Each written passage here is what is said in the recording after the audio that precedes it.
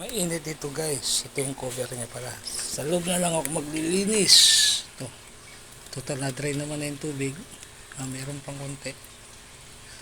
Sa loob na lang maglilinis. Dito na lang ako maglilinis sa loob. Ito yung mga gamit ko sa ano. Dito ko din. Aquarium. Kalat-kalat.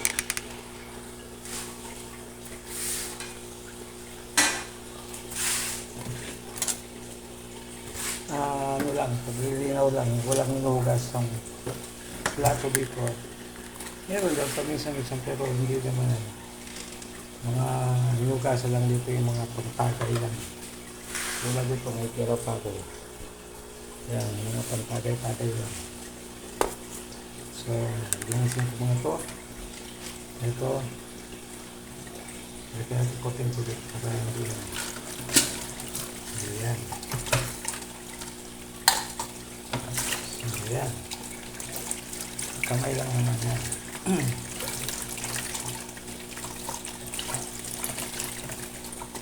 Habang nag-aantay doon sa kabila. So, okay na to. Malinis na yung collecting chamber niya. Ayan yung mga nakolekta niya sa loob. Ayan yung mga nakolekta niya sa loob. Hindi ko na ipakita. Yung puno to kanina. Nandito naiipon niya dyan na tapos ito, umiikot ito para nakatulong sa pag-ikot. So, ito lang, bilis lang konti, kamay lang.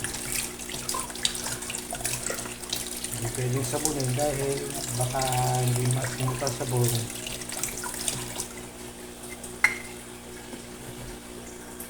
Tapos ito yung stone media niya. Dito napipilter yung mga sini talaga.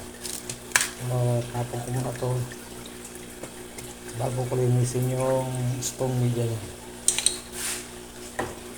Dito sa loob yung mga bato-bato.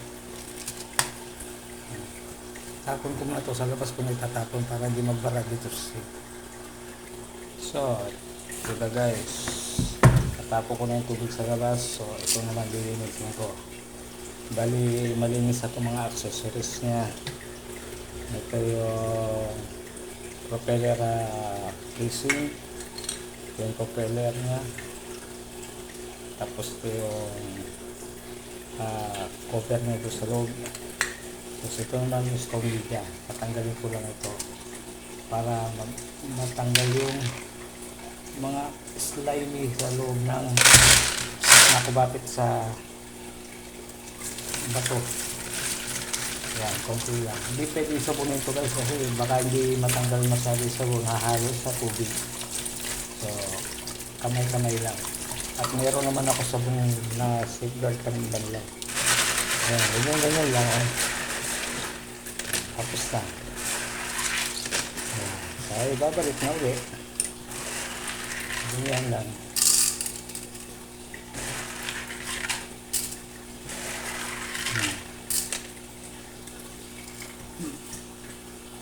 So, ito na guys. Kolekta na. Babalik ko na yung cover para ma-assemble na.